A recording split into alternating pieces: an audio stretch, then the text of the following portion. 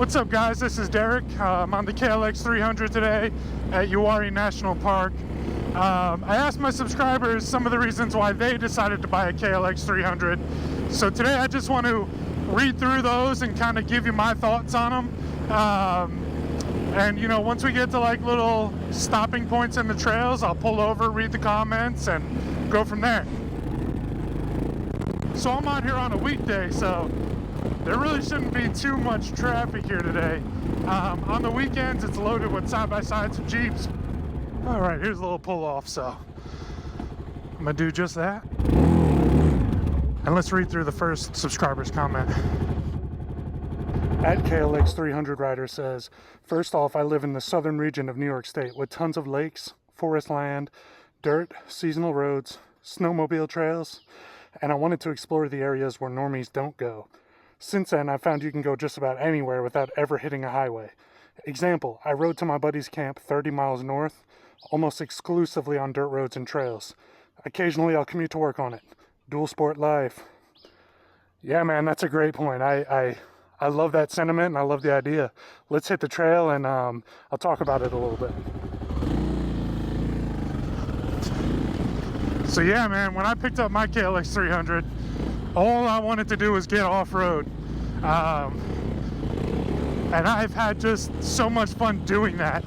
I'm always exploring new trails I find near my house. Finding new little beaten paths off the side of the road. You know, you can truly go wherever you want on these bikes. And I mean, you really can't beat that. I occasionally commute to work on it.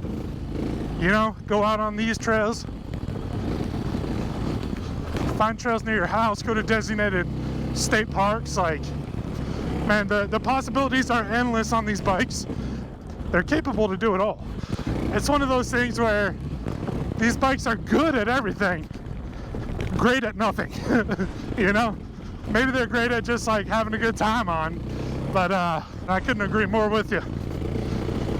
And I'm glad you're out there having fun, exploring, finding new paths that other people don't know about, and you know, being able to get off-road. You can't beat that. It's just so much fun. All right. Let's pull off here and read the next one.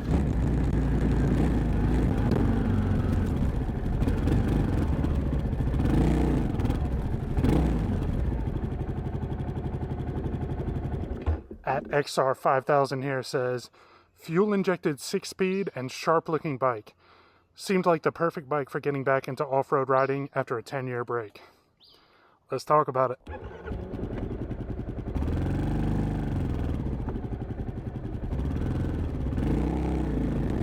It kind of goes back to what I was just saying. You know, this bike is capable of everything. Fuel-injected, you don't have to worry about adjusting your carb. It's going to get you where you want to go in every temperature, every climate. 6-speed, so you can get out there on the highway. You know, I don't like riding this thing on the highway, but it's capable of it. Sharp looking bike.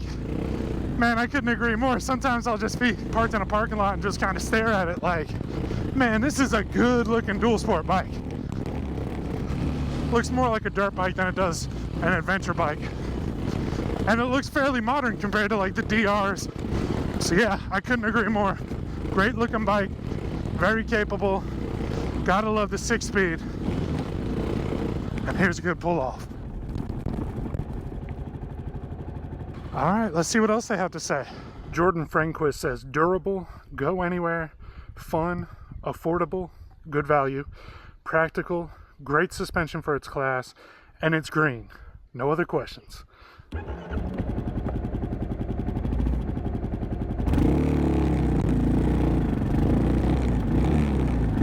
2 points that heavily sold me on this bike when I was looking: the durability and the affordability.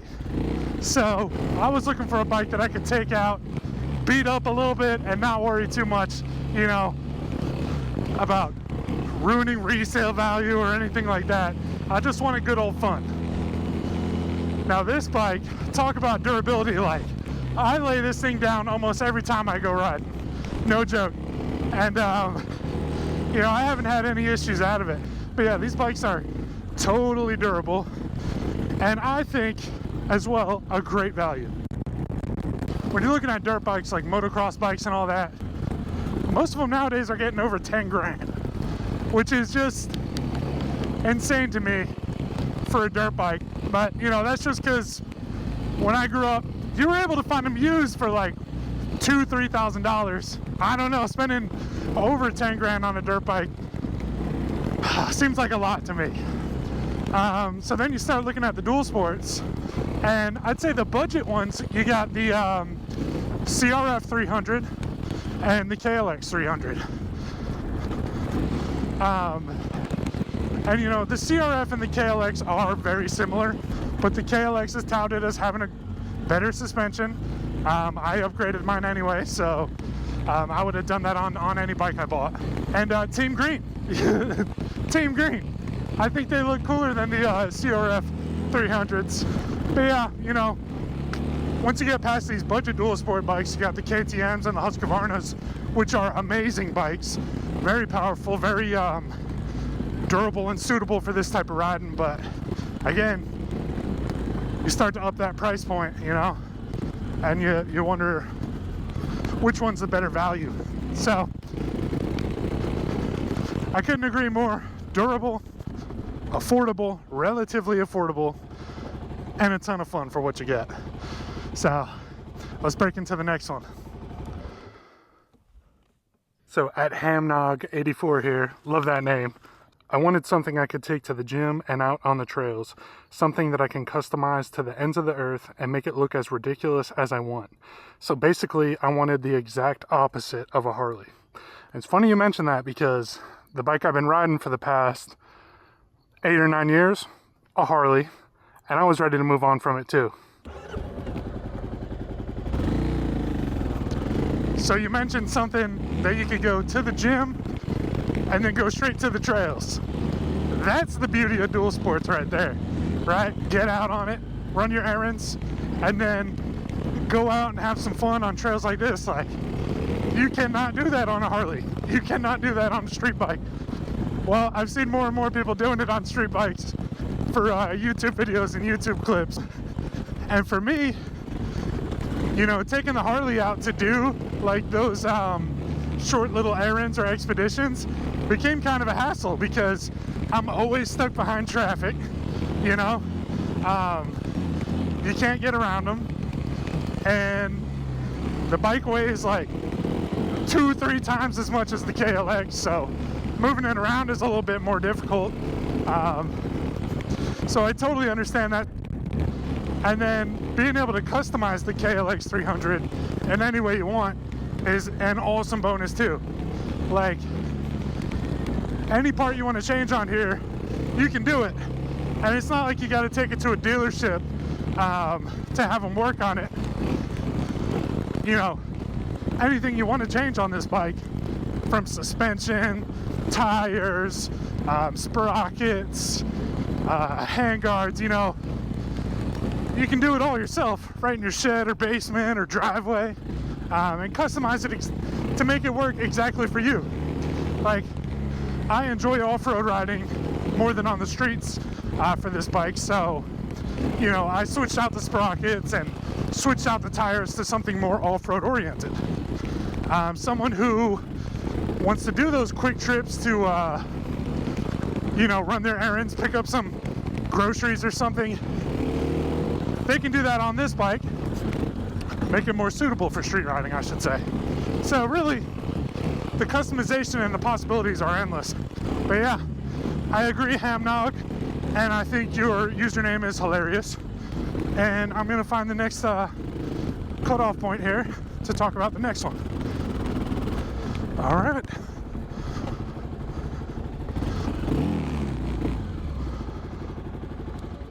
So I'm going to paraphrase this one because it's a little bit long, but Jay Waller 1327 says, after about 22 years of riding sports bikes, he wanted to try riding off-road. He had a KLR 650. It wasn't the bike to start riding off-road on, and he traded in the KLR 650 for the KLX 300. The KLX 300 introduced him to the other side of motorcycling, and it's his #1 recommendation to new riders because it's the bike they can use to explore the different styles of motorcycle riding. It's the perfect gateway bike. Another commenter, Keegan Stiefel 99, also echoed that sentiment. It's a great gateway bike. So let's hit on that point.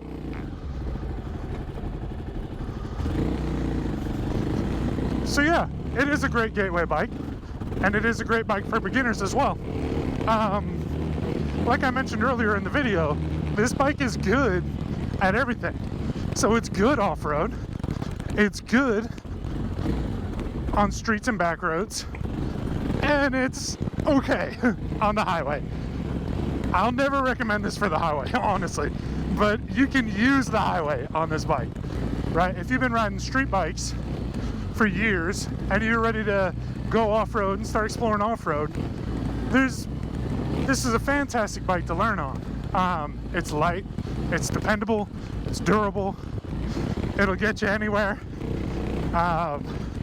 So yeah, great gateway to the off-road world. If a beginner bought this, drove it around town, decided they liked riding motorcycles and wanted to stay on street, you know, it's a great gateway for that too, because you'll still learn those valuable skills, the valuable skills that everyone needs to know while riding motorcycles. Watching out for traffic, gas, brakes, clutch, looking ahead, looking where you want to go. You know, I think it's a great gateway bike. Now, am I going to treat mine like a gateway bike? I don't think so. I plan on keeping mine until it no longer runs anymore. And I'm going to do everything I can to keep it running. I don't plan on getting rid of it anytime soon. So for me, it's not so much of a gateway bike, but I could see where it would work for someone else as a gateway bike. I'll tell you something I thought was interesting was YouTuber Nolan Rides. He took his KLX 300 out on a hare scramble and came in like second place or first place on it. And man, I thought that was so cool. And it kind of made me want to try out hare scrambles. And you know, I was thinking like, maybe I should look into a YZ250 or a KX 450. But then I thought to myself, wouldn't it be awesome if I could build this bike out to do hare scrambles? I think it'd be a lot of fun. And I don't expect to win any races. I'm gonna pull over here and let's read the last comment, which is one that I remember is this is a bonus one. It's laced in sarcasm. I gotta say too, if you're interested in the KLX 300 or dual sport riding, please like, comment, and subscribe on this video. It helps me out a ton, and I'll be able to put out more videos. I thank you so much for watching. But the last one here, Kentwood Warrior says, the butter smooth throttle response and the low end torque. Now, if you don't know, I'm pretty sure that's sarcasm. This bike doesn't have the best throttle response or low end torque, but there's ways around it. So again, let's go talk about it. All right, so to hit on the first one, throttle response, right? Like, let me just start by saying, I've had no problem getting anywhere I needed to go on this bike. But there are people who absolutely hate the throttle response on this bike. And there is a way around it. If you don't know about the KLX 300, it has a secondary throttle plate, which a lot of people take out. That improves throttle response. And there's tons of dyna graphs out there you could check out to verify that. A lot of people take out the secondary throttle plate. A lot of people upgrade their snorkel to the KDX 200 snorkel. A lot of people switch out the exhaust and get a fuel controller. And all of those things are going to help improve the bike's performance. And I understand why people do it. And I'm not saying I'll never do it on my bike, but for now I'm happy with it. I like the stock exhaust because it's quiet and I can go places and not draw too much attention to myself. You know, that's one of my favorite things about the dual sport, is being able to go anywhere I want. within reason. I'm not trying to trespass or upset people. I haven't had too much of an issue with the throttle response holding me back. As far as torque goes, I switched to a 13-tooth front sprocket, which helped out with low-end torque a lot on this bike. The stock gearing is 14-tooth in the front and a 40 in the rear. So I switched to a 13-tooth on the front and still have the 40 on the rear.